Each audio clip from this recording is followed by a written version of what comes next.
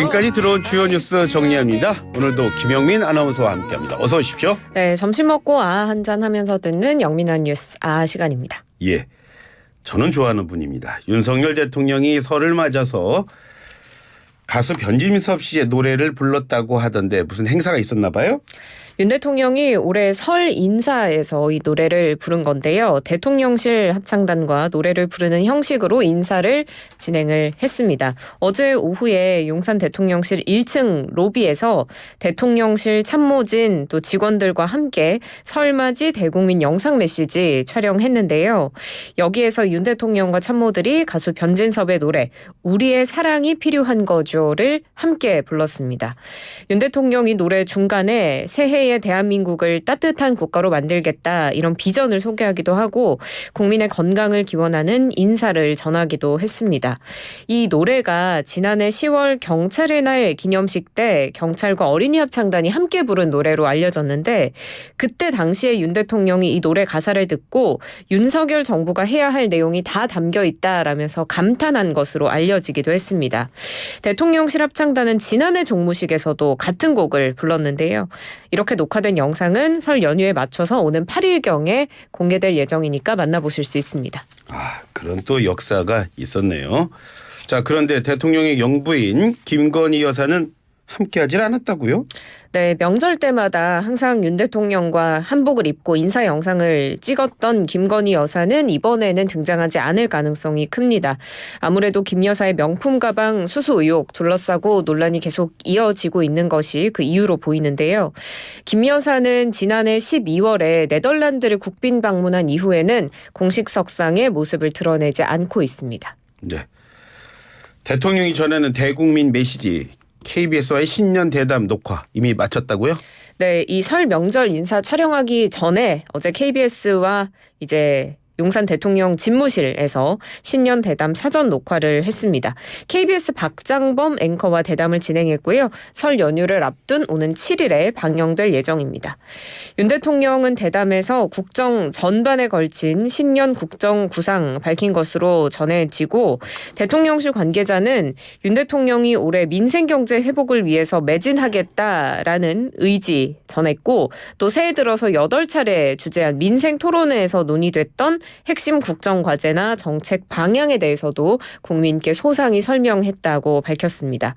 그리고 특히 대통령실은 이번 신년 대담에서 나온 대통령의 답변들은 사전에 참모들이 마련한 답변이 아니고 윤 대통령이 직접 머릿속에 있는 생각을 그대로 말하는 자리였다라고 강조하기도 했는데요.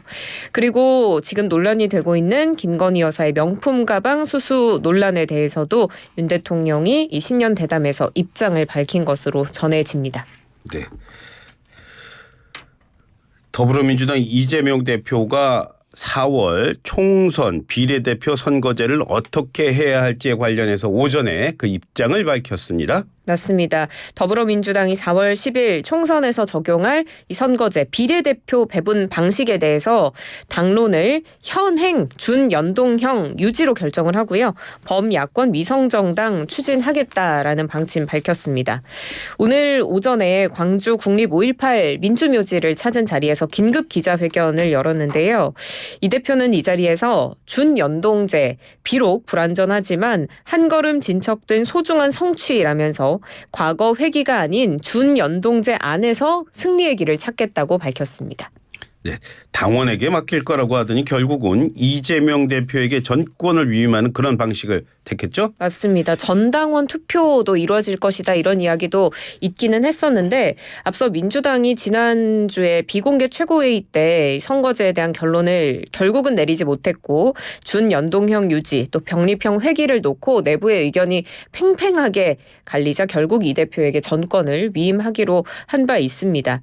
비례대표 선거제를 이제 준연동형 유지할지 과거로 돌아갈지 이건 물론이고 이를 정하는 방식까지도 이 대표의 권한으로 모두 돌아갔었는데 그 결과 이 대표가 오늘 준연동형 유지로 결론을 내린 겁니다. 네, 이런 결정에 대해서 이 대표의 이런 결정에 대해서 지금 국민의힘은 뭐라고 하고 있습니까? 병립형 회귀를 주장해왔죠. 국민의힘은 일찌감치 이렇게 입장을 정해왔기 때문에 강하게 반발하고 있습니다. 한동훈 비대위원장은 이재명 대표가 준연동형 비례자 유지하기로 입장을 발표하자 이건 민주주의가 아니다라고 강하게 비판했는데요. 한 비대위원장은 왜 5천만 국민이 이재명 대표 한 사람의 기분과 눈치를 봐야 하느냐. 긴급 기자회견이라고 했는데 뭐가 급하냐 이렇게 되묻기도 했습니다. 그러면서 우리가 4월 10일 선거 때 이것을 심판하지 못하면 민주주의의 파탄이 더 심화하고 지속될 것이다라고 비판했습니다. 네. 다음 소식입니다. 사천 논란이 있었던 김경률 국민의힘 비대위원 결국 불출마를 결정했죠? 맞습니다. 김경률 비대위원이 앞서 마포을 출마를 선언한 바 있는데요. 한동훈 비상대책위원장이 지난달 17일에 서울시당 신년 인사회에서 직접 함께 올라서 이걸 전하기도 했었습니다. 김 비대위원이 마포을에서 정청래 민주당 의원과 붙기로 했다 이렇게 공식적으로 발표하면서 더욱 화제가 됐습니다. 그런데 이렇게 한 위원장이 갑작스럽게 김경률 비대위원의 출마를 선언하자 여권 내에서는 이거 사천 아니냐라고 반발의 목소리가 나오면서 사천 논란이 본격적으로 불거지기 시작했죠. 그리고 이 논란이 더 불씨가 붙게 되는데 윤석열 대통령이 한동훈 비대위원장에게 사퇴하라라는 메시지를 전한 것으로 알려지면서 이 두 사람 간의 갈등설이 불거졌고 이 갈등설의 원인으로 김경률 비대위원의 사천 논란이 또 원인이 된 게 아니냐 이런 이야기까지 있었습니다. 결국 김 비대위원이 어제 소셜미디어에서 이번 22대 총선에 출마하지 않는다라는 입장을 밝힌 겁니다.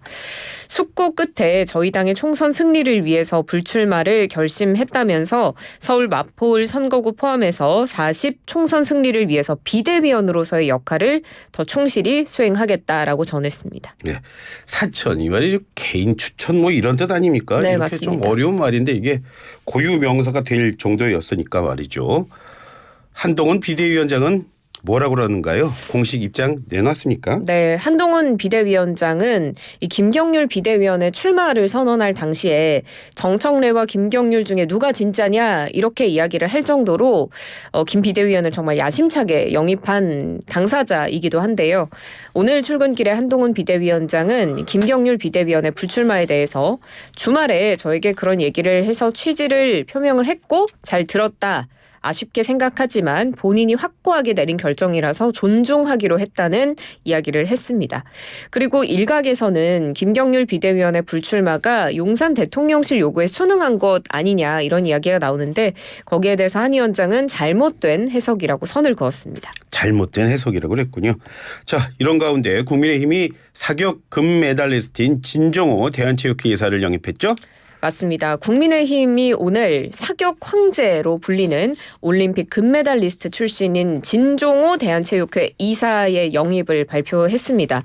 사실 저에게는 진종호 선수라는 호칭이 훨씬 익숙한데 언제 이사가 또 되셨나 그래도 될 거예요. 네, 싶더라고요. 오늘 환영식이 있었는데요.